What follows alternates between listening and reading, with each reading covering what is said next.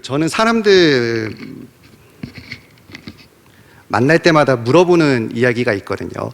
2주간에 재밌는 일이 있었나요? 라고 하는 질문을 많이 해요.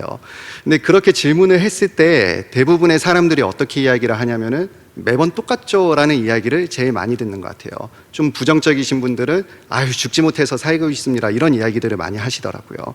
그런 이야기 들으면은 아, 이거 질문을 하지 말아야 되나? 라는 생각을 하다가도 궁금하니까, 저는 궁금한 게 굉장히 많거든요. 사람들 전화할 때마다 만날 때마다 뭐 재밌는 거 없었냐? 이런 이야기들을 많이 물어봐요.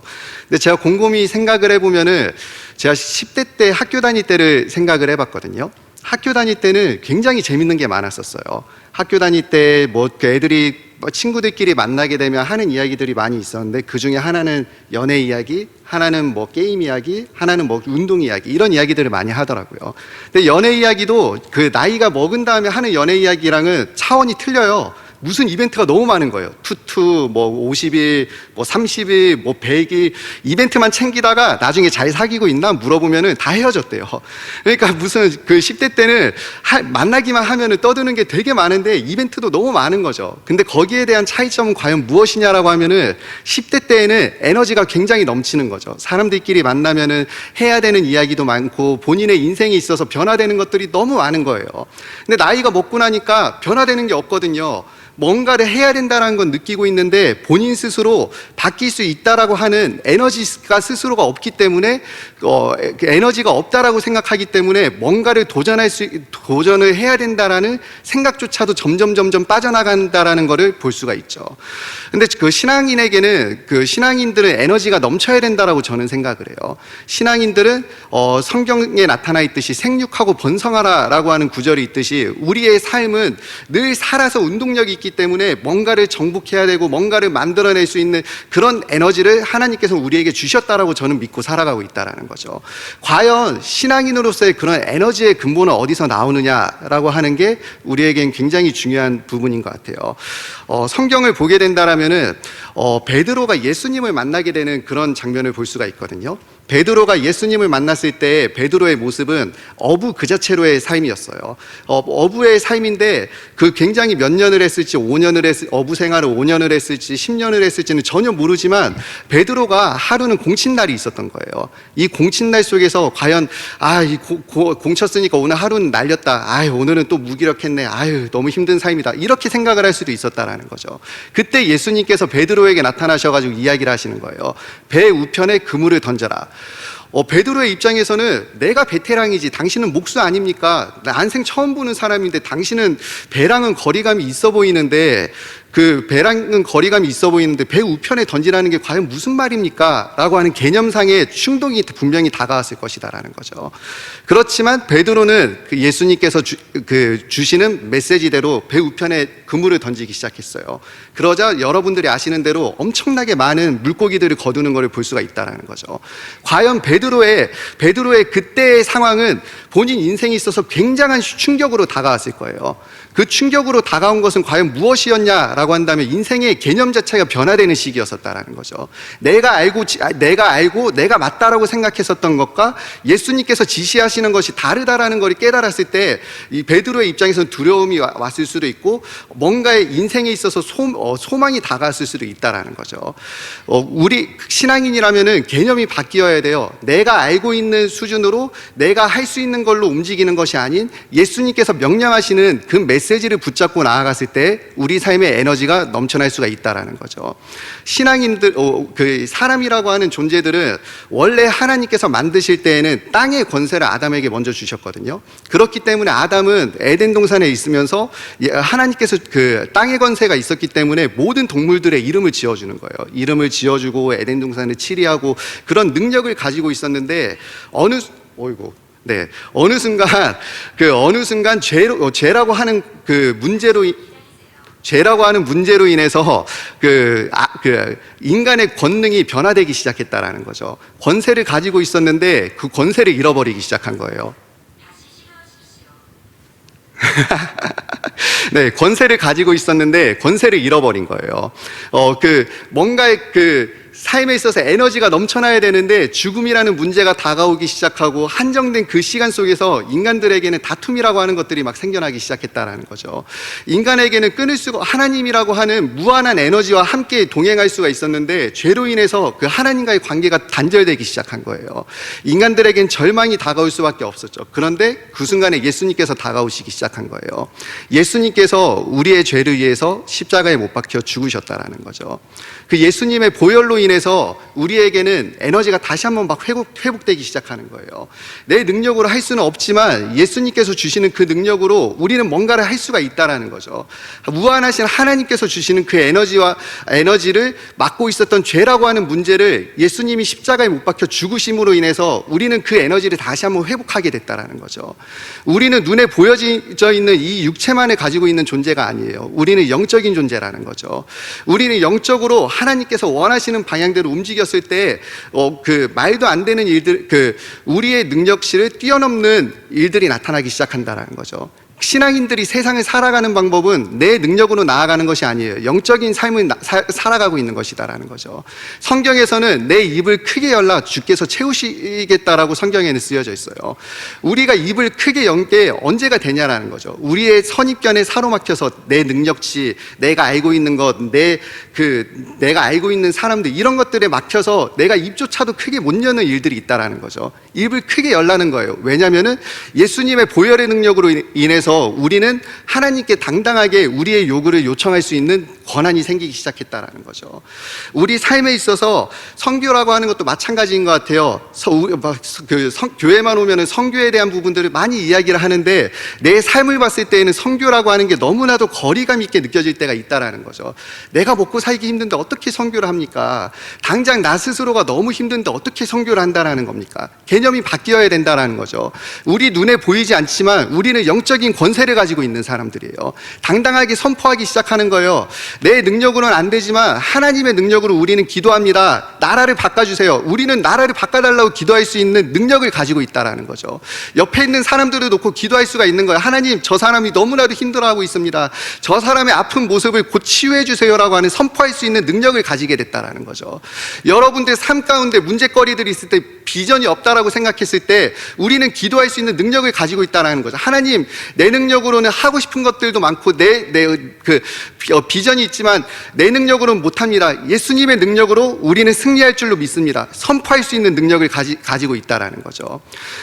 한국에서는 한강의 기적이라고 하는 키워드가 있고 새마을 운동이라고 하는 키워드가 굉장히 경제사적으로 중요한 역할에 속해져 있거든요. 근데 그 새마을 운동이라고 하는 키워드의 원천은 새마음 운동이었었다라고 해요. 그때 당시 정권에서 조용기 목사님을 찾아가서 물어보기 시작하는 거죠. 대한민국이 더욱더 업그레이드 돼야 되는데 어떤 면들이 변화해야 되겠습니까? 당신은 세계적으로 유명한 목사님이니까 그 영적인 차원에서 좀 뭔가의 지도를 해주셨으면 합니다 라고 조용기 목사님을 그 정부 지도자들이 찾아오게 된 거예요. 그때 조용기 목사님이 해주신 말씀이 그거예요. 그 나라가 발전된다라고 하는 것은 경제적인 수준이 발전되기 이전에 마음이 새롭게 변화돼야 됩니다. 성경상에 새 술은 새 포도주에 담으라고 쓰여져 있듯이 대한민국 사람들이 새로운 마음을 갖게 된다라면은 그때부터 발전할 수가 있습니다라고 이야기를 하셨다 하더라고요. 근데 그 단어 자체가 뭔가 굉장히 종교색이 세 보이니까 새마을 운동으로 바뀌었다라고 해요. 우리에게 중요한 거는 마음이 먼저 바뀌어야 된다라는 거죠. 우리는 하나님의 자녀예요. 여러분들이 하나님의 자녀라면은 우리가 겁날 게 없다라는 거죠. 우리는 당당하게 나아가는 거예요. 뭔가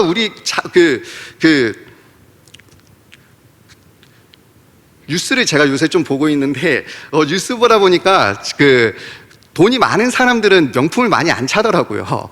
명품을 안 찬다.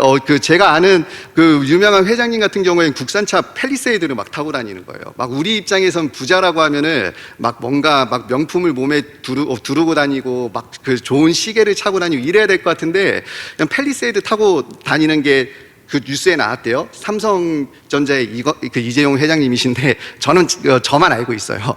근데 그분 같은 경우에는 그 전 세계에서 그 내놓으라 할 만한 기업이 삼성이잖아요. 근데도 그냥 본인이 그 우리 입장에선 국산차 타고 다니면 뭔가 무시당하는 거 아니야? 이런 생각을 할 수도 있는데 본인은 이미 대기업 회장이니까 그럴 필요가 없다라는 거죠. 우리도 그런 마찬가지인 존재들이에요. 우리는 눈에 보이지 않지만 영적인 축복을 여러분들은 받은 사람들이라는 거죠. 입술로 선포하세요. 우리는 승리한 사람들이에요. 세상과 싸워서 이긴 사람들이라는 거죠. 존 파이퍼 목사님이 하시는 이야기를 보게 되면은 마귀에게는 웃음이 없다라고 하는 그런 이야기를 하셨어요. 마귀는 막 사람들이 심각하게 하는 거예요. 세상을 바라보고 나를 바라보니까 너무 작게 느껴지는 거죠. 그러니까 웃어야 되는데 웃을 수가 없는 거예요. 막 여유가 없기 시작하는 거예요. 아, 내 능력으로 어떻게 살아가야 되냐, 내 능력으로 어떻게 나아가야 되냐, 이런 걱정거리들이 너무 많기 때문에 웃을 수가 없게 만든다라는 거죠. 신앙인이라면은 그 개념 자체가 바뀌어야 된다라는 거죠. 하나님이 계시기 때문에 나는 웃을 수가 있습니다. 하나님이 계시기 때문에 나는 승리한 사람입니다. 하나님으로 인해서 나는 기뻐할 수가 있고 하나님으로 인해서 우리는 열매 맺을 수가 있습니다. 당당하게 선포할 수 있는 존재들로 우리는 바뀌게 된다라는 거죠. 우리 그 비전 마을이 부흥하게 된다. 성경에 보게 되면은 믿음은 바라는 것들의 실상이요 보이지 않는 것들의 증거다라고 쓰여져 있거든요. 우리 눈에는 우리가 복받았다라고 하는 게 전혀 안 보이지만 기도하기 시작하는 거예요. 기도하면서 하나님께서 어떤 비전을 주실지 어떻게 일을 하실지 우리가 꿈꾸기 시작하는 게 먼저라는 거죠. 우리 교회가 부흥된다라고 하는 것은 우리들이 으쌰으쌰한다라고 해서 되는 게 아니에요. 우리가 먼저 해야 되는 것은 하나님이 우리에게 주시는 비전을 우리가 나눠 갖기 시작해야 된다라는 거죠. 하나님은 좋으신 하나님이세요. 우리를 위해서 안 좋은 계획을 갖고 계시는 하나님이 아니시다라는 거죠. 좋으신 하나님이 우리에게 갖고 계시는 그 계획에 대해서 먼저 물어보기 시작하는 거예요. 하나님, 우리 예수마을교회에 어떤 비전을 갖고 계십니까? 우리 예수마을교회를 어떻게 사용하십니까? 나에 대해서 어떻게 사용하십니까? 기도하는 게 먼저라는 거죠. 조용기 목사님이 그때 그 사역 초창기 때 기도를 하시기 시작하는 거예요. 그때 필요했었던 건 20대 시절이기 때문에 하나님, 내가 사역을 하려면은 자전거가 필요합니다. 자전거를 주세요. 막 기도하기 시작하는 거죠. 눈을 감고 기도하다 보면은 눈앞에 하나님께서 그 비전을 막 보여주시는데 그 비전의 내용은 무엇이었냐라면은 비행기를 타고 전 세계를 다니면서 선교 다니는 그런 비전을 계속해서 보여주시는 거예요. 그러니까 기도할 때 막 계속 고민이 왔다 갔다 하는 거죠. 하나님, 나는 자전거가 필요해서 기도하고 있는데 무슨 비행기입니까? 무슨 비행기입니까? 근데 한참 동안 기도하다 보면은 기도하면서 묵상하고 하나님이 주시는 그 은혜를 생각하니까 맞거든요. 하나님이 하시면 된다라는 거죠. 그걸 믿고 계속해서 딱 기도하다 눈을 뜨면은 눈앞에 보여지는 거는 개구리 우는 소리가 계속해서 들렸었다라고 해요. 우리는 지금 꿈꾸는 시기라는 거죠. 우리는 기도하면서 하나님이 우리는 지금 조용기 목사님을 알고 있기 때문에 세계적인 주의 종이 됐다는 걸 알고 있잖아요. 우리도 그렇게 될 수 있다라는 거죠. 하나님이 여러분들에게 주신 비전이 있다라면은 내 능력으로 이루는 게 아니에요. 하나님이 비전을 주셨다라면 하나님께서 이뤄 나가신다라는 거죠. 우리는 그걸 믿고 나아가는 존재들이라는 거죠. 우리는 하나님이 주시는 비전을 믿고 나아가는 사람들인 거예요. 우리에게는 그 영적인 형상의 회복이 먼저 이루어져야 된다라는 거죠. 내 마음속에 세상적인 잣대가 너무 많아서 못한다라는 것들이 많다라면은 기도와 말씀을 통해서 변화되는 게 먼저라는 거죠. 내 마음이 변화되고 내 생각이 변화됐을 때 세상을 바라보는 관점은 180도 변화되기 시작한다라는 거죠. 우리가 뭘 입고 무엇을 먹고 살까, 이게 중요한 게 아니에요. 하나님이 어떻게 일하시느냐, 이게 먼저 중요한 일이 되기 시작한다라는 거죠.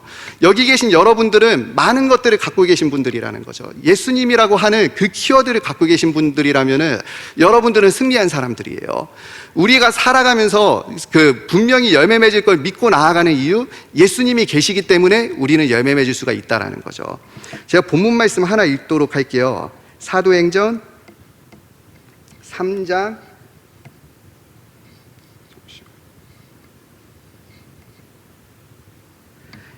6절에서 8절 말씀인데요. 제가 읽도록 할게요. 베드로가 가로되 은과 금은 내게 없거니와 내게 있는 것으로 내게 주노니 곧 나사렛 예수 그리스도의 이름으로 걸으라 하고 오른손을 잡아 일으키니 발과 발목이 곧 힘을 얻고 뛰어 서서 걸으며 그들과 함께 성전으로 들어가면서 걷기도 하고 뛰기도 하며 하나님을 찬미하니. 우리에게는 예수님이라고 하는 존재가 있기 때문에 우리는 당당하게 나아갈 수가 있다라는 거죠. 우리가 선교를 간다라고 하는 것은 우리가 뭔가 돈을 주려고 가는 게 아니에요. 이 영적인 베드로가 나눠준 예수님이라고 하는 그 복음을 전파하러 가는 것이라는 거죠. 한 나라를 바꾼다라고 하는 것, 한 사람의 인생을 바꾼다라고 하는 것, 내 능력으로 하는 게 아니에요. 예수님의 보혈의 능력으로 변화되기 시작한다라는 거죠. 우리는 그걸 믿고 나아가는 비전 마을이 되면 좋겠어요. 제가 최근에 중동 국가로 선교를 다녀왔거든요. 그 선교에 대한 자료를 보여드리고 싶은데 워낙 예민한 국가이다 보니까 좀 그 이름을 사진 자료를 보여드리지 못하는 거를 좀 양해 부탁드릴게요. 중동 지역으로 선교를 다녀왔는데 그 재밌는 것은 그 중동 지역에 그 병원이 한 군데가 있었던 거예요. 출산병원인데 그 중동 지역이 지금처럼 여러 가지가 발달되기 전에는 여자를 위한 병원이 없었다라고 이야기를 들었어요.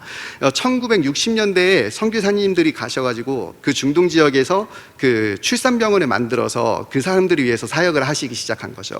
우리 입장에서는 중동 선교라고 하면은 선교의 끝판왕이라고도 많이 생각을 하거든요. 왜냐하면 그 복음이 땅끝까지 전파돼야 된다라고 하니까 중동 지역이 결국은 마지막에 풀어야 될 관문 아닌가라고 하면서 뒤로 늦추는 성향들이 조금 있는 것 같아요.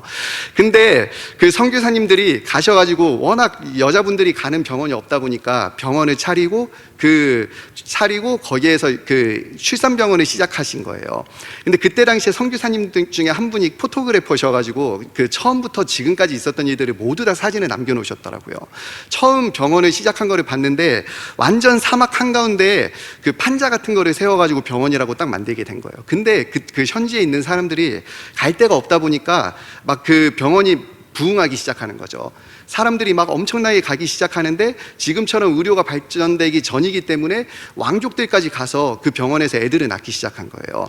근데 재밌는 거는 그 선교사님들이 아기를 받았을 때 단순하게 그냥 여기는 중동 국가니까 아무것도 하면 안 돼, 그냥 아기만 받아야 돼, 이렇게 하고 끝난 것이 아니라 애들을 위해서 예수님의 이름으로 기도를 해주고 계시더라고요.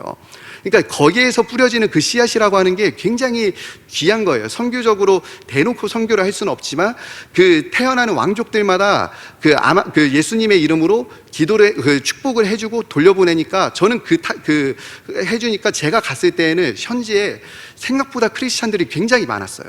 왕족들 중에서도 크리스찬이 굉장히 많은 걸 제가 볼 수가 있었거든요. 그러니까 이게 영적으로 심을 수 있는 명분이 분명하게 있었던 거죠. 근데 저희 단체 쪽으로 좀 도움을 주면 안 되겠느냐라고 하는 연락을 받고 제가 한국에 있는 그 모 병원과 함께 그 두바이 중동으로 여행을 가게 된 거예요. 그래가지고 가가지고 현지에 있는 탐사도 하고 현지에 계신 분들이랑 미팅도 하고 어떻게 풀어야 될 것이냐 막 다양한 이야기들을 막 나누게 됐죠. 근데 그 현지에서 현지 선교사님들과 한국 팀과 저희 팀하고 다 같이 만나가지고 회의는 할 수 있는 대로 다 하고 그냥 헤어지기가 너무 아쉬운 거예요.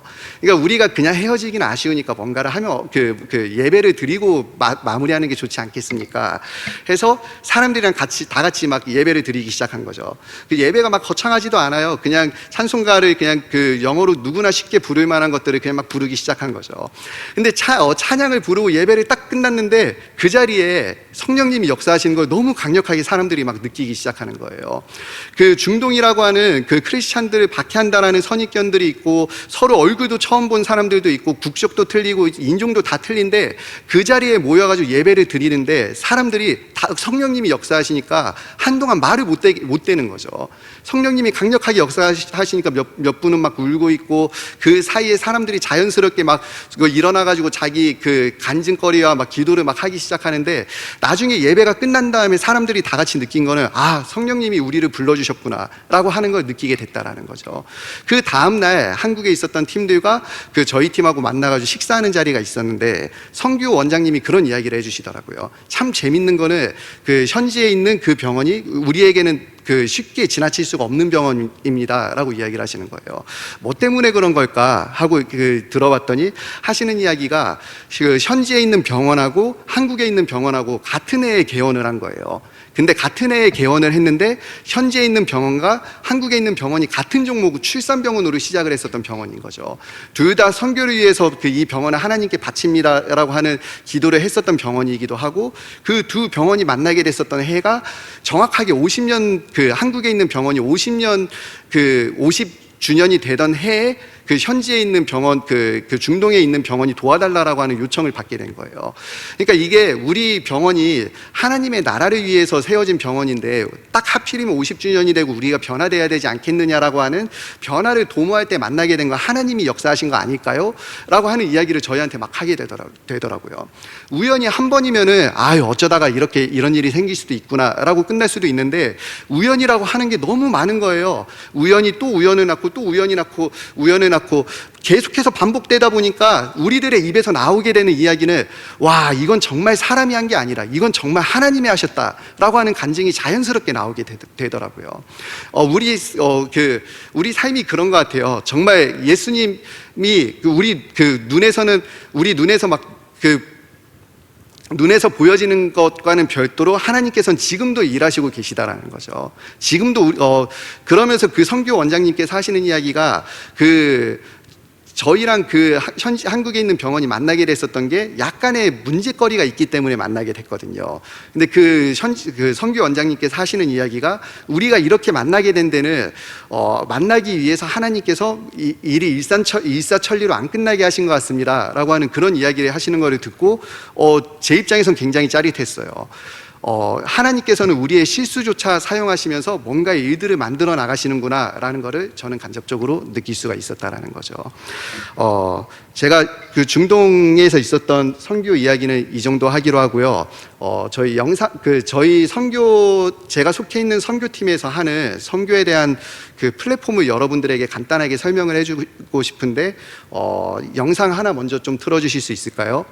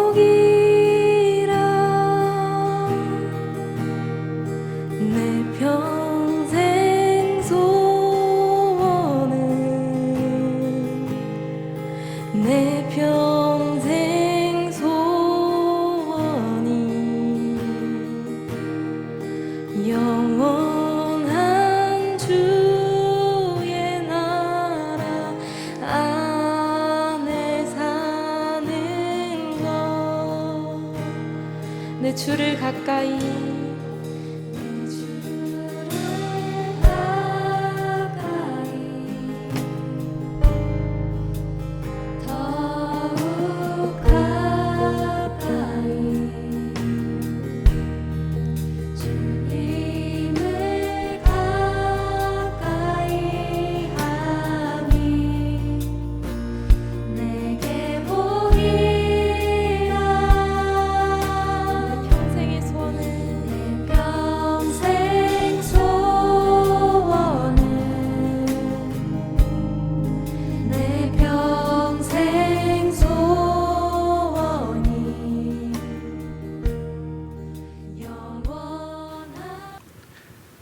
저희가 섬기고 있는 고아원들이에요. PPT 조금 켜주실 수 있을까요? 저희 단체에서 생각하는 선교는 단순하게 일을 하려고 가는 것이 아니라 에너지를 나눠주는 게 선교라고 생각을 하고 있어요. 저희 단체에서는 오늘 본문 말씀인 마가복음 16장 15절을 붙잡고 선교를 하는 단체예요. 저희 단체 같은 경우에 지금 이름을 밝혀드리긴 힘들지만 저희 단체 같은 경우에는 한국 사람은 저밖에 없어요. 다 미국 현지에 있는 분들로 이루어진 단체이고 저희는 주로 스폰을 받고 있는 게 빌 게이츠 재단이라든지 나자렛 선교 재단이라든지 아니면 카이저 퍼머넌트 아니면 현지 교회들 중에서는 조엘 오스틴 목사님이 계시는 레이크우드 처치 아니면 릭 워렌 목사님이 계시는 그런 교회들에서 저희를 계속 스폰을 하고 있는 단체예요. 저희 단체 같은 경우에는 주된 멤버들이 모두 다 대부분이 다 사업을 하시는 분들이에요. 사업을 하시는 분들 중에서는 어떤 분들은 물류를 하시는 분들도 있고 무역을 하시는 분들도 있고 금융을 하시는 분들도 있고 어떤 분들은 군에서 있는 군 출신인 분들도 저희 단체에서 선교를 같이 하고 계세요. 저희 단체 같은 경우에는 선교지를 갈 때 선교지를 정하고 선교를 할 때 보통 3가지 관점으로 해서 선교를 진행을 하고 있거든요. 첫 번째로는 저희가 직접 운영을 하는 거죠. 직접 자본을 출자를 하고 직접 투자를 해서 직접 고아원을 운영을 한다라든지 직접 병원을 운영한다라든지 이런 부분들이 있고, 두 번째로는 저희는 위탁 운영하는 방식을 가지고 있어요. 그리고 세 번째로는 저희가 현지에 있는 기업들을, 현지에 있는 선교단체라든지 교회들을 뒤에서 서포팅하는 그런 사역들을 3가지를 필두로 해서 딱 비율들이 거의 33% 비슷하게 진행이 되고 있는 상황이에요. 저희 단체 같은 경우에는 해외에서 선교를 할 때 뭔가 저희의 재산이라든지 아니면 저희의 뭔가 포지션을 만들기 위해서 한다라기보다는 약간 블라인드 뒤에 숨어서 선교를 하는 그런 컨셉을 가지고 있는데요. 그 이유는 저희가 직접 뛰기보다는 현지에 계신 분들이 잘 활성화될 수 있게 뒤에서 서포팅하는 역할이 저희 단체의 역할이라고 생각을 하고 나아가고 있어요. 저희 단체 같은 경우에는 PPT 혹시 다음 페이지에, 저희 단체 같은 경우에 저희의 목적은 해외에 나갔을 때 씨앗을 뿌리는 게 저희의 역할이라고 생각을 하고 있어요. 그래서 저희의 포지션은 2가지로 같이 액션을 정확하게 3가지로 액션을 취하고 있는데, 첫 번째로는 현지에 있는 분들이랑 친해질 때 봉사라고 하는 봉사를 통해서 현지에 계신 분들하고 접점을 만드는 일을 하고 있고, 두 번째로는 현지에 계신 분들이 스스로 자생할 수 있는 플랫폼을 만들기 위해서 현지에 있는 기업들을 서포팅하는 역할을 같이 하고 있어요. 이 2가지의 전략을 통해서 세 번째로 저희들은 선교를 위해서 일을 하고 있는 단체예요. 다음 페이지 좀 보여주시겠어요? 저희 단체에서 하고 있는 봉사 사역 한번 소개를 해드릴게요. 저희는 몇 개의 국가를 정해가지고 사역을 하고 있는데요. 제가 오늘 보여드리는 자료는 인도를 메인으로 해가지고 만든 자료예요. 2020년도 작년에 만든 자료예요. 저희는 고아원하고 국제학교, 직업학교, 그리고 물 정화 시스템, 그리고 소액 대출 프로그램, 에이즈, HIV 복지 프로그램, 영양분 케어 프로그램, 크리스마스에 대한 소망을 심어주는 그런 거를 기본으로 사역을 하고 있고요. 다음 페이지요. 네, 저희가 이름은 다 제가 제외를 했는데 저희가 서포팅하고 있는 고아원들의 사진이에요. 저기에 보시면은 벵갈로가 있고 카맘이 있고 하이드라벳이라고 하는데 HIV 환자들이 모아놓은 그런 고아원이 있거든요. 선교를 갔다 오신 분들은 이해를 하실 거예요. 말로만 선교에 대한 이야기를 듣는 거하고 현지에 가서 고아원이라고 하면은 애들이랑 직접 소통을 하고 눈빛을 한 번이라도 본다면은 잊혀지지가 않더라고요.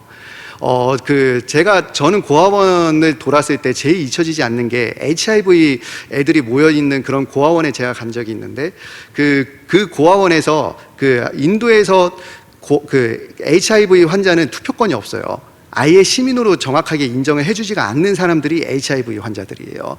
이 사람들, 부모가 에이즈 환자면은, 아니면 부모가 복균자면은 자식이 태어나자마자 경제적인 능력이 없다라고 판단되면은 애들을 길에다 그냥 버려요. 시궁창이라든지 그냥 굶어 죽으라고 죽이는 그런 일들이 종종 있거든요. 그러면은 저희는 그런 애들을 찾아서 아니면 그런 애들을 어떻게 보면 사서 저희 고아원에서 양육을 해주는 그런 프로그램을 가지고 있죠. 그러니까 저희 입장에서는 그 걔네들이 와 진짜 인생 기구하다, 태어나자마자 버림받으면 얼마나 힘들까라는 생각을 할 수가 있는데, 저는 잊혀지지가 않는 게 한 16살 정도 되는 애하고 잠깐 이야기를 하는데 너 어디서 왔니? 해서 난 서울에서 왔다, 막 이런 잡스러운 이야기를 한참 하고 있었죠. 그러다가 너는 꿈이 혹시 뭐니라고 했더니 자기 꿈은 판사가 되는 거라는 거예요. 그래서 왜 판사가 돼서 뭐 하려고 했더니 본인은 우리 입장에선 복균자고 안 좋은 선입견이 너무 많은데 치료받은 사람인 거예요. 깨끗한 사람인 거예요. 그렇게 그 본인은 뭔가의 그 하자가 분명하게 있지만 하나님이라면 치료하신다는 걸 믿으면서 이 인도의 안 좋은 그런 선입견들을 깨부시기 위해서 판사가 되고 싶다, 인도의 부패를 청산하고 인도에서 이 복균자에 대한 선입견을 바꾸기 위해서 공부하고 있다라고 하는 이야기를 저한테 해주는데, 와 자극이 엄청나게 많이 되더라고요. 그러면서 걔가 실제로 그 클래스에서 공부를 제일 잘하는 애였어요. 저는 잊지 못하는 애 중에 하나예요. 그리고 또 저희가 많이 여기에는 쓰여져 있지 않은데 장애인들이 많이 모여져 있는 고아원, 그 보육원이 또 따로 있거든요. 그 인도에서 장애인이라고 하면은 신에게 저주받은 애들이라고 하는 선입견이 있어요. 그러다 보니까 애들이 태어나자마자 부모님들이 애를 죽이지 못할 때에는 그 장롱 같은 데 애들을 하루 종일 가려서 그 이웃 사람들이 못 보게 하는 그런 일들이 있어요. 그럼 저희가 하는 사역 중에 하나는 그런 애들을 끄집어내서 보육원에서 따로 그 케어하는 시스템, 이런 것들을 저희는 계속 주로 사역을 하고 있어요. 다음 페이지 보여주시겠어요? 예, 저희가 국제학교를 인도 내에서 가지고 있고요. 저희가 국제학교를 하게 되면 장점이 무엇이냐라고 하면은 인도가 굉장히 재밌는 거는 생각보다 교육열이 굉장히 높아요. 그러니까 부모님들이 한국이랑 마찬가지인 것 같아요. 본인들은 학력이 짧지만 그래도 열심히 그 애들을 위해서 그 뒷바라지 해야 된다라는 그 생각을 가지고 있어요. 국제학교의 장점은 무엇이냐라면은 교수님께서도 잘 아시겠지만 커리큘럼이 외국식 커리큘럼은 가지고 와도 상관이 없어요. 그러면서 저희가 현지에 있는 애들을 받다 보면은 깜짝 놀라는 거, 첫 번째는 그 현지에 있는 애들의 87%는 복음에 대해서 전혀 들어보지도 못하는 학생들이 대부분 입학을 해요. 그리고 두 번째로는 그 학생의 70%가 국제학교에 왔는데도 그 자기의 가문을 통틀어서 공부라고 하는 걸 처음 해보는 애들이 많아요. 인도가 단어가 생긴 게 몇백 년이 안 되기 때문에 구전문학이 굉장히 발전한 국가거든요. 그러다 보니까 그동안 학업을 하지 못한 사람들이 굉장히 많아요.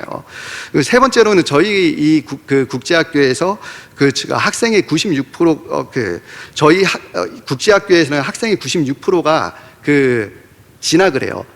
중학교면은 고등학교로 가고 고등학교면 대학교로 건너가요. 근데 이게 인도에서는 평균적으로 진학률이 32% 정도밖에 안 되거든요. 저희는 훨씬 높은 수치를 기록을 하고 있죠. 다음 페이지 보여주시겠어요? 저희는 현지에서 직업학교를 운영을 하고 있거든요. 이 현지에 가게 되면은 꼭 고민하게 되는 게, 저희가 계속해서 돈만 후원을 한다라고 하는데 한계가 분명하게 있거든요. 대부분의 돈을 모으지 못하는 사람들은 돈을 버는 방법 자체를 모르기 때문에, 기술이 없다라든지 버는 방법, 고부가성을 주는 방법 자체를 모르기 때문에 힘들게 사시는 분들이 있어요. 그런 분들을 위해서 저희는 직업학교를 운영을 하고 있어요. 그 직업학교에는 저희가 현대라든지 기아랑 연계가 돼가지고 저희 학교에서 졸업을 한 애들은 우선 취업되는 그런 시스템도 같이 운영을 하고 있고요. 다음 페이지요. 저희는 이거 물 정화하는 프로그램도 가지고 있어요. 대부분 질병들이 제일 많이 생기는 게 배수가 안 좋던지 먹는 물이 안 좋을 때 그런 문제거리들이 많이 생겨요. 저희가 갖고 있는 이 물 정화 시스템은, 저희는 워낙 많이 사다 보니까 저희가 하나를 사면은 기업에서 하나를 그냥 기부하는 형태로 해서 계속 진행이 되고 있어요. 그래서 6,000명 정도 되는 학생들에게 깨끗한 물을 계속 제공하는 그런 시스템을 진행을 하고 있어요. 다음 페이지 보여주세요. 저희가 소액대출 프로그램을 가지고 있는데, 저희가 현지에서 사람들에게 뭔가 활력을 뛰게 하기 위해서 대출하는 프로그램을 가지고 있거든요. 근데 이 대출하는 프로그램이 처음에는 저희가 한 명당 100불 정도 되는 돈을 대출해주는 그런 시스템을 가졌었어요. 근데 이거를 하다 보니까 사람들이 여러분들이 만약에 100불을 혹시 대출을 먼저 해주게 되면 어떤 일을 하실 것 같으세요? 대답이 안 나오겠죠? 저희가 실제로 해본 결과 대출을 해주게 되면 제일 먼저 하는 게 사람들이 외식을 해요. 외식을 하고 그동안 밀렸었던 세금이라든지 뭐 여러 가지 내야 될 것들을 다 내주고 나면은 실제로 뭔가의 더 큰 일을 하기 위한 시드머니로서의 활용이 거의 못 되고 사람들이 그냥 자기의 생활비로 쓰이고 끝나는 경우가 많더라고요. 근데 더 무서운 거는 이렇게 돈으로서 대출을 해주다 보니까 그 100불이라고 하는 게 우리 입장에선 굉장히 큰 돈이 아닐 수도 있는데 그 100불이라고 하는 무게감 때문에 자살하는 사람들이 분명하게 있더라고요. 그러니까 이렇게 돈으로 하면 안 되겠다라고 해서 저희가 하고 있는 거는 염소를 대출해주는 시스템을 가지고 있어요. 그 염소를 대출을 해주면은 저희가 사람들에게 대출을 해줄 때 암염소만 골라가지고 대출을 먼저 해주거든요. 그러면은 인도는 재밌는 게 그 풀들이 굉장히 많이 자라면은 염소는 풀을 굉장히 빨리 먹거든요. 병에도 잘 안 걸리고 염소의 젖은 영양분이 굉장히 많아요. 그러니까 이웃집에서 예를 들면 잔디가 많이 자라가지고 이 잔디를 좀 제거해야 되는데 염소 좀 보내주면 어때요? 라고 이야기가 오면은 염소를 보내주는 거죠. 그럼 염소가 한 이틀 정도면은 웬만한 잔디를 다 뜯어 먹는다라고 해요. 그러면 그게 하나의 직업이 된다 하더라고요. 염소를 빌려준 비용을 받고 생활을 할 수가 있대요. 그래서 저희가 암염소만 주는 이유는 그 염소가 있기 때문에 저희의 조건은 딱 한 가지예요. 1년 이내에 그 새끼 염소를 데리고 오기만 하면 되는 거예요. 염소는 번식력이 굉장히 좋거든요. 그러니까 이 염소를 이렇게 저희한테 한 마리 암컷이든 수컷이든 구분하지 않고 돌려주기만 하면은 그게 저희가 렌트해줬었던 염소가 본인의 소유로 전환되기 시작하는 거죠. 그 다음에 저희가 하고 있는 것은 이 염소를 이렇게 잘 키워가지고 새끼 염소를 4마리를 데리고 오면은 저희는 소랑 바꿔주는 그런 프로젝트를 하고 있어요. 다음 페이지 한번 보여주시겠어요? 여기에 보시면 소가 있죠? 아래에서 왼쪽에 보면은 저 소가 염소 4마리하고 바꾼 소예요. 네, 저희는 그런 프로그램을 가지고 있어요. 그 외에도 저희는 닭 양계장을 만들어주는 그런 렌트 프로그램들을 계속 진행을 하고 있어요. 다음 페이지 한번 보여주시겠어요? 저희가 에이즈라든지 HIV 복지 프로그램을 가지고 있는데 그 인도 현지 같은 경우에는 그 에이즈 보균자가 굉장히 높거든요. 전 세계에서 아프리카보다 더 높은 수치를 가지고 있는 게 인도라는 그런 이야기를 많이 해요. 근데 이 인도가 그 에이즈 환자가 많은 이유가 땅 자체가 워낙 큰데 물류는 해야 되다 보니까 사람들이 기차를 타고 이동한다라든지 트럭커들이 트럭을 가지고 대륙 횡단을 하다가 중간중간 쉴 거 아니에요. 중간중간 쉬면서 집창촌 같은 데를 가게 되면 거기에서 생기는 에이즈 보균율이 제일 높다 하더라고요. 그러니까 한번 거기에 소위 말해서 집창촌이 에이즈 환자가 많다라고 하면은 전국 단위로 해서 에이즈 환자가 막 다 퍼져나가기 시작하는 거예요. 그러다 보니까 저희는 이 에이즈 환자 인도 정부에서는 에이즈가 걸리면은 시민권을 박탈을 해요. 시민권을 박탈한다라기보다는 투표권을 박탈을 해요. 그러다 보니까 인권으로서의 역할을 제대로 하지 못하는 부분들이 있다라는 거죠. 그래서 저희는 이 에이즈 환자 저희가 고아원도 운영을 하고 있고 에이즈 환자들을 위해서 프로그램을 갖고 있는 것 중에 하나가 성교육을 저희가 많이 해요. 콘돔을 배포를 한다라든지 아니면 집창촌에 가서 콘돔을 사용하는 방법이라든지 이런 위생교육, 손을 어떻게 씻고 이런 것들을 주로 가르쳐주고 있어요. 저희가 고아원에 HIV 환자들을 모아놓은 고아원에서 보게 되면 원래 애들이 약도 못 먹는 애들이 많았거든요. 근데 저희가 기부를 받고 지자체에다 요청을 해서 에이즈 약을 계속해서 보급을 애들한테 해주고 있어요. 근데 보급을 해주면서 저희가 영양을 보급해주는 그런 프로그램을 같이 운영을 하고 있는데 계속 그렇게 운영을 하다 보니까 놀라게 된 거는 애들이 사망률이 계속해서 줄어들게 되는 거예요. 2019년도 같은 경우에는 1년 동안에 에이즈로 인해서 죽는 애들이 한 명도 없었어요.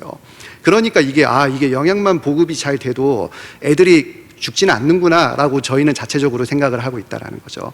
그래서 저희가 요새 갖고 있는 기도 제목 중에 하나는 이 에이즈 환자인 애들한테 저희는 이틀에 한 번씩 계란 요리를 계속해서 주고 있거든요. 하루에 하나씩 먹기, 이게 저희의 메인 프로젝트 중에 하나예요. 네, 다음 페이지 보여주세요. 네, 이게 아까 말씀드린 영양분 케어하는 프로그램이에요. 저희가 단백질 파우더라든지 비타민이라든지 이런 것들을 섞어가지고 애들 영양을 보충해 줄 수 있는 그런 프로그램을 계속해서 진행을 하고 있어요. 다음 페이지요.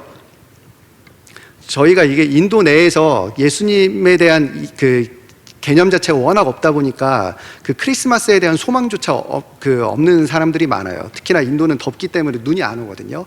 그러다 보니까 크리스마스에 대한 개념, 그 크리스마스에 대한 소망을 심겨주려고 크리스마스 전이 되면은 저희가 다 일일이 손으로 해서 편지를 써주고 지퍼락에다가 저희가 그 카드라든지 장난감 같은 걸 포장해서 들고 가서 고아원들에다 뿌려주는 이런 사역들을 계속하고 있고요. 네. 다음 페이지요. 현지 기업 활성화를 위해서 저희가 일을 하고 있는데요. 첫 번째로는 저희가 이게 재봉 공장이에요. 그 다음 페이지요. 네, 재봉 공장을 하면서 저희가 계속해서 재봉틀들을 기부를 하고 있어요. 이 재봉틀을 가지고 사람들이 사역을 하는데 그 인도에서는 여자분들이 한국에서도 그 옛날에는 여자분들이 부업으로 그 옷 수선 같은 거를 해주시는 분들이 많았었거든요. 인도도 마찬가지예요. 여자분들이 특히나 인도는 그 옷을 만들어 입는 그런 문화들이 있기 때문에 재봉틀이 하나 있으면은 여자분들이 할 수 있는 일들이 굉장히 많이 생겨요. 그리고 이 재봉틀이 있으면은 저희가 클래스들을 계속 운영하고 있는데 그 여자분들이 지역별로 다니면서 재봉틀 클래스를 만드는 거예요. 4개월에서 한 6개월 정도. 그러면은 클래스를 운영하면서 사람들이 서로 친해질 거 아니에요. 그럼 우리가 보낸 사람들은 다 크리스찬인데 거기는 안 믿는 사람들이 왔다가 재봉틀 클래스를 듣다가 변화되기 시작하는 거예요. 이미 다 친해졌으니까. 여자분들이 만나서 하루 종일 재봉틀 하면서 일만 하진 않을 거 아니에요. 예수님에 대한 이야기도 하고 뭐 그 교회에 대한 이야기도 하다 전도되는 게 굉장히 많아요. 다음 페이지요. 그 저희가 그 인도에 있는 그 농장들에서 하는 그 농작물을 만든 다음에 판매 루트를 못 찾을 때들이 많이 있거든요. 저희가 아빠 커피라고 하는 데라든지 몇 군데랑 제휴를 맺어서 납품하는 일을 저희가 도와주고 있어요. 저희 커피 중에 일부가 스타벅스로 납품이 되고 있어요. 네, 다음 페이지요. 네, 저희가 꿀 같은 것도 판매를 하고 있고요. 다음 페이지요. 그 현지에 있는 리더들이 스스로 먹고 살 수 있게 뭔가 프로그램을 갖고 있는 것 중에 하나인데 양계장을 저희가 만들 수 있게 그 양계장을 저희가 가지고 있어요. 그 여기에 닭이 한 2만 마리 정도를 놔두면은 그 현지에 있는 리더 7명에서 8명 정도가 먹고 살 수 있는 그런 일들, 포지션들이 다 하게 되는 거예요. 그리고 아까 말씀드렸듯이 저희 고아원 같은데 여기 양계장에서 만드는 달걀들을 주로 납품을 많이 하고 있고요. 네. 다음 페이지요. 이거는 곡물을 탈곡한다라고 할까요? 곡물을 재분소를 저희가 만들어줘서 운영을 하고 있거든요. 이 재분소에 있는 저 탈곡기가 한국 돈으로 치면 70만 원에서 80만 원 정도밖에 안 해요. 근데 그 오토바이 엔진하고 결합을 해가지고 탈곡기를 돌리는 건데 이 탈곡기가 하나 있으면은 시골 지역 같은 데 주변에 있는 사람들이 마을을 2개, 3개를 건너서 다 이쪽으로 와요. 탈곡을 하면서 탈곡을 한 다음에 다시 돌아가는 이런 시스템인데 이 탈곡기를 운영하는 게 저희가 현지에 세워놓은 리더들이 탈곡기를 운영하고 있어요. 이 재분소를 운영하면서 본인들의 생업이 해결이 되고 그 사람들이 왔을 때 전도할 수 있는 그런 기회의 장으로 활용을 하고 있어요. 다음 페이지요. 저희가 빵집도 아까 이야기했듯이 저희 고아원들이라든지 유통할 수 있게 가정집들에다 빵 만드는 방법들을 전수를 해서 빵을 만들어서 계속 납품하는 그런 일들을 서포팅하고 있고요. 다음 페이지요. 네, 이거 저희가 만든 빵들하고 보급해주는 현장이에요. 다음 페이지요. 네, 저희가 여성 직업학교 프로그램을 운영을 하고 있는데 선교지를 가게 되면은 단순하게 예수님에 대한 지식이 없다라기보다는 예수님에 대한 지식이 없기 때문에 사회의 전반적인 틀들이 망가져 있다라는 걸 느낄 때들이 많아요. 인도 같은 경우에는 100가구당 하나씩 술집을 정부에서 운영을 하고 있어요. 근데 이 재밌는 게 이 술집을 술을 처음에는 외상으로 줘요. 외상으로 줬다가 인도 현지에서 추수 처리되면은 그 돈을 회수를 하기 시작하는 거죠. 그러니까 현지에 가면은 시골 지역을 가면 남자분들이 다 술집에서 외상이니까 술을 막 먹고 있는 거예요. 그러니까 여자분들이 반강제적으로 집안의 가장이 돼버리는 거죠. 그러니까 이 여자분들을 위해서 저희가 프로그램을 운영을 하고 있는데 그 중에 하나가 여자분들의 인권을 위해서도 일을 하고 있고 문맹 퇴치 위해서도 일을 하고 있고 아까 이야기했었던 재봉틀 같은 사역도 저희가 여자분들을 위해서 운영을 하고 있고 원단 만드는 일 이런 것들도 저희가 여자분들을 위해서 서포팅을 하고 있어요. 다음 페이지요. 저희 핵심인 선교 위에서 이야기를 할 텐데요. 이게 IMB라고 하는 인터내셔널 미션 그 보드라고 하는 그 미국에 있는 그 남침례교단에서 만든 선교 보드예요. 이게 2010년도 정도에 그 측정이 됐었던 건데, 아까 제가 잠깐 설명을 했듯이 저희는 선교를 할 때 그 군 출신 분들 정보국 쪽에서 계셨던 분들, 이런 분들이 계시기 때문에 지도를 펼쳐놓고 많이 회의를 하거든요. 그러면은 저희가 봤을 때 인도를 정하게 된 이유는 전 세계에서 인구 밀집도가 가장 높고 가장 복음화가 안 돼 있는 국가가 인도라고 판단을 해서 인도를 선교지로 정하게 됐어요. 다음 페이지요. 그래서 이게 2001년도 정도에 그 측정이 됐었던 건데, 인도 현지에 있는 인구는 13억 정도로 측정을 하고 있고, 여기에서 언어가 제대로 언어를 기반으로 해서 그 KS 싱이라고 하는 사람이 분석을 했을 때 인도의 그 전체 4,635개의 부족 중에서 4,078개의 부족들이 복음에 대한 전파가 안 되었다라고 저희는 판단을 하고 진행을 하고 있고요. 그때 당시에는 힌두가 79%, 그리고 무슬림이 14%, 크리스찬이 2.3% 정도로 평가를 하고 저희는 선교를 시작을 했어요. 다음 페이지요. 인도 현지에서 기독교 박해가 일어나고 있는 현장들이에요. 인도는 군중 심리가 굉장히 세기 때문에 한국 같은 경우에 뭔가 데모합니다라고 해서 막 광고도 하고 모이고 막 이런 절차가 있다라면은, 그 인도 같은 경우에 사람들이 모여져 있을 때 뭔가 이슈거리가 잘못 생기면 갑자기 막 돌을 들고 막 그 폭동이 일어나는 좀 그런 특징들이 있어요. 그래서 인도 같은 경우에는 교회가 있으면은 그 정부에서 탄압을 하기 이전에 이웃들이 먼저 돌을 들고 와서 이웃을 죽이는 그런 일들이 종종 있어요. 그래서 교회들을 세우면 무너뜨리는 그런 현장의 사진이에요. 다음 페이지요. 인도는 종교전환 금지법이라고 하는 게 있어가지고 종교가 전환되면은 그게 불법이에요. 그리고 두 번째로 그 외국 사람들이 현지에서 복음을 전파하다가 걸리면 추방이 돼요. 그러면 다시 인도를 갈 수가 없는 거예요. 그렇기 때문에 저희는 반강제적으로라도 현지에 있는 리더들을 세워서 현지 사람들을 전도하게 할 수밖에 없다라는 거죠. 근데 여기에서는 정부에서 터치하지 않는 사람들이 있어요. 터치하지 않는 사람들이 누구냐라고 하면은, 첫 번째로 매춘부, 그리고 두 번째로 에이즈, HIV 환자들, 세 번째로 정신이라든지 신체 장애를 갖고 있는 사람들, 그리고 네 번째로는 1,600만 명의 여기는 1,600만 명이라고 쓰여져 있는데 정확하게 여기 숫자가 잘못된 거예요. 1억 6천만 명 이상이에요. 1억 6천만 명 이상의 불가촉 청민들에게는 복음을 전파해도 누구도 터치를 하지 않는다라는 거죠. 그 외에 무사르라고 하는 그런 그 사람들이 있는데, 이 사람이 뭐 하는 사람들이냐면은 소위 말해서 쥐를 먹고 사는 사람들이라고 이야기를 하거든요.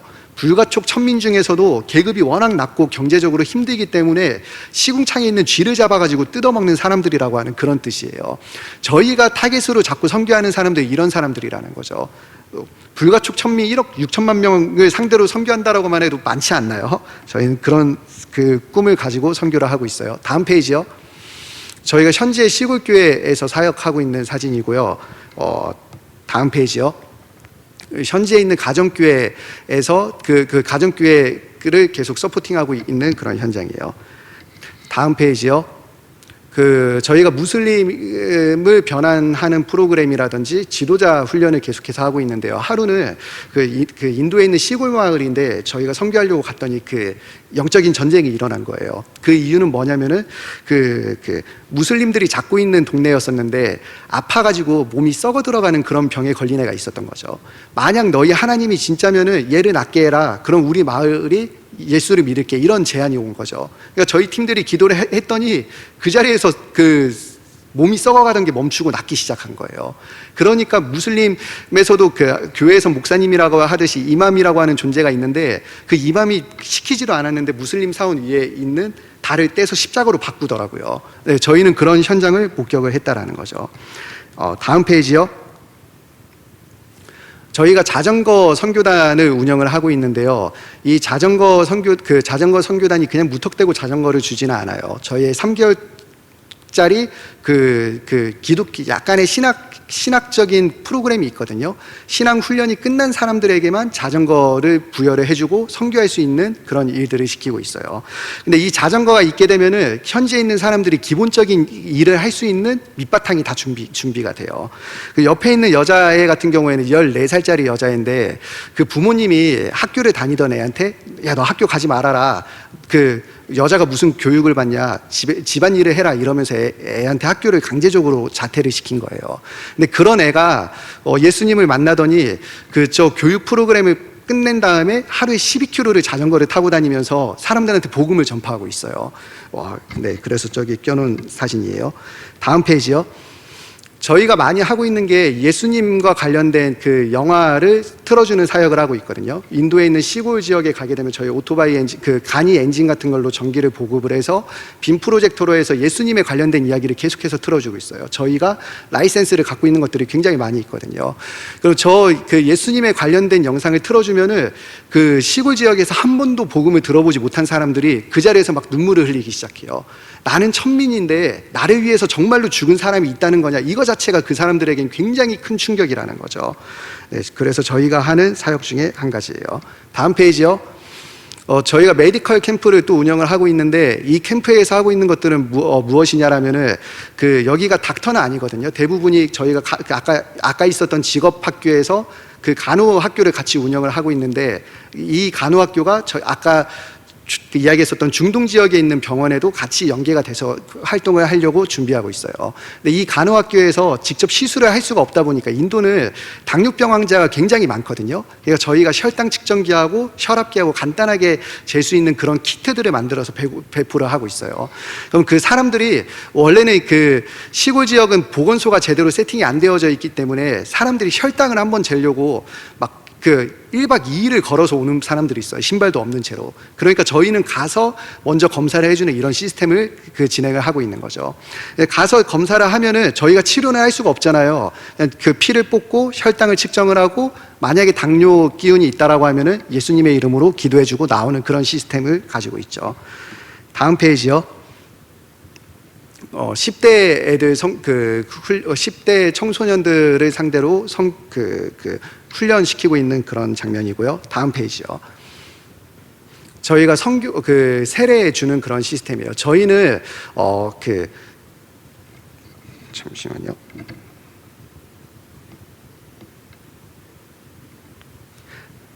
저희는 세례를 그냥 받고 싶다라고 해서 주지 않아요. 초대교회에서 크리스찬이라고 하는 칭호를 박해가 있다라든지 순교를 당한다라든지 그런 것들을 이겨내면서 신앙생활을 하는 사람들에게 크리스찬이라고 하는 칭호가 있었다라고 해요. 저희는 세례를 주는 게 만약에 여기 계신 여러분들이 예수님을 만나면은 한 명을 전도를 해야 돼요. 전도를 해와야지 그 사람에게 세례를 준다라는 거죠. 근데 이 세례를 주는 게 저희가 매주 소통하고 있는 팀이 10,000팀 정도가 되는데 매주 토요일마다 세례를 주는 팀들이 100팀에서 200팀 정도가 계속해서 세례를 주고 있어요. 근데 세례를 줄 때마다 사람들이 막 다음 페이지 한번 보여주시겠어요? 네, 저 정도 되는 숫자들이 계속해서 몰려와요. 그래서 100명에서 100명이 조금 위아래로 왔다 갔다 하는 사람들이 매주 와가지고 세례를 받고 있다라는 거죠. 근데 여기에 있다 보면은 재밌는 일들이 몇 가지가 있는데 하루는 예수님을 영접한 지 6개월 정도밖에 안 된, 아직 예수님은 믿지만 신학적으로 정리가 안 된 친구가 세례 주는 현장이 있었던 거예요. 근데 이게 100명 정도를 저희는 침례를 주다 보니까 물에 넣었다가 뺐다가 하면 이게 굉장히 힘들거든요. 그러니까 너무 힘든 거죠. 그러니까 이거 좀 도울 사람이 없나 하고 봤더니 이게 신학적인 지식이 없으니까 한 거예요. 강 주변에 힌두교 선생이 앉아 있는 걸 본 거예요. 그러니까 같은 비슷한 거 아닌가? 라는 생각을 해서 힌두교 선생을 불러서 세례 주는 걸 좀 도와달라고 이야기를 한 거죠. 이거 하면 안 되는 일인데 그런 일을 한 거예요. 근데 저희가 세례 줄 때 그냥 주진 않을 거 아니에요. 예수님을 영접하십니까? 예수님을 구주로 믿습니까? 예수님이 여러분의 죄를 사하셨습니다. 하고 세례를 주는데 힌두교 선생이 이거 세례를 계속해서 주다 보니까 어느 순간 본인이 막 눈물을 흘리고 있더래요. 그러더니 본인이 예수님을 그 자리에서 만나가지고 나 예수님을 믿겠다고 전도되는 그런 일들을 저희는 경험을 하고 있어요.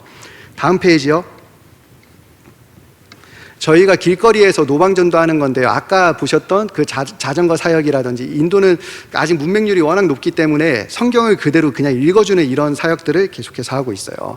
2인 1조에서 움직이고 있고요. 다음 페이지요. 그 마을에서 저희가 사역하고 있는 그런 장면이고요. 다음 페이지요. 네, 이것도 그 마을에서 부흥회를 하고 있는 그런 장면이에요. 다음 페이지요. 저희가 성경을 배포하는 그런 그 프로그램을 계속 운영을 하고 있는데요. 그래서 처음에는 세례만 받으면 성경을 줬었는데 이게 비용이 너무 센 거예요. 그래서 한 가족 전체가 전도가 되면은 그 성경을 배포해주는 그런 일을 하고 있는데 저희가 한 달에 한 10,000권 정도의 성경을 계속해서 뿌리고 있어요.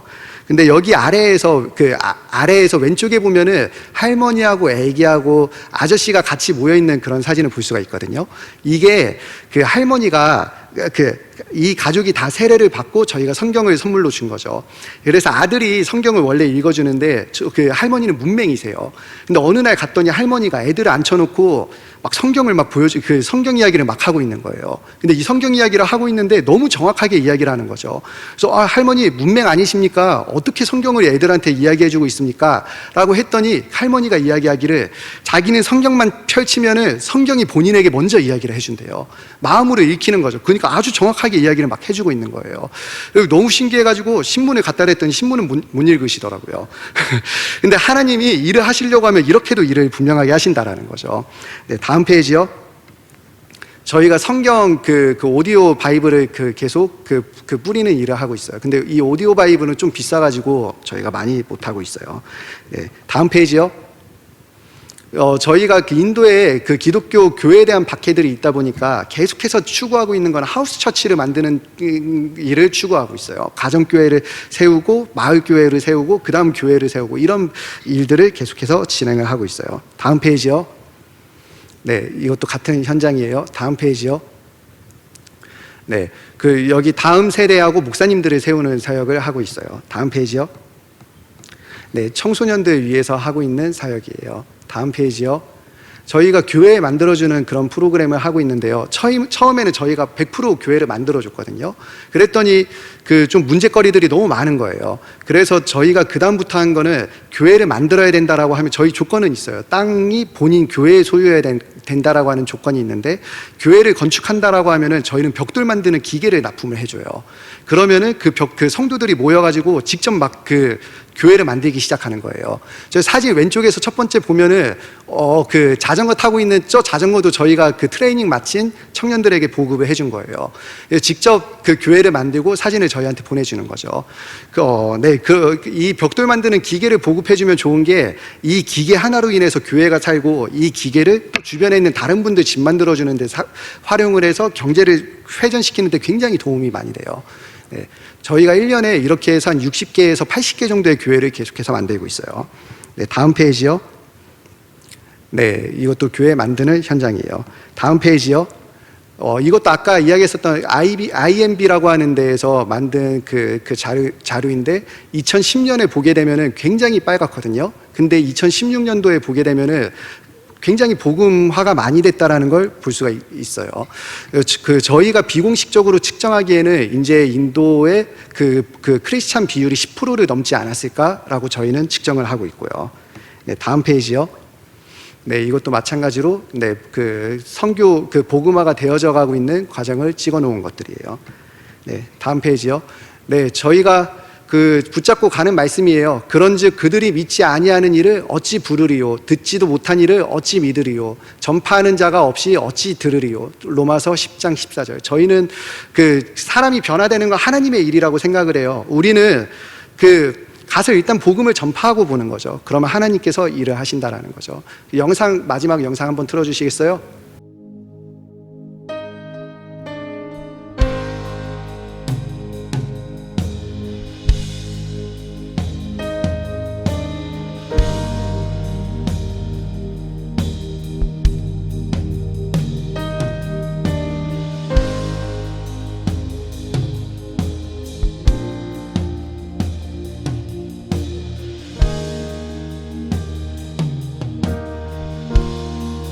내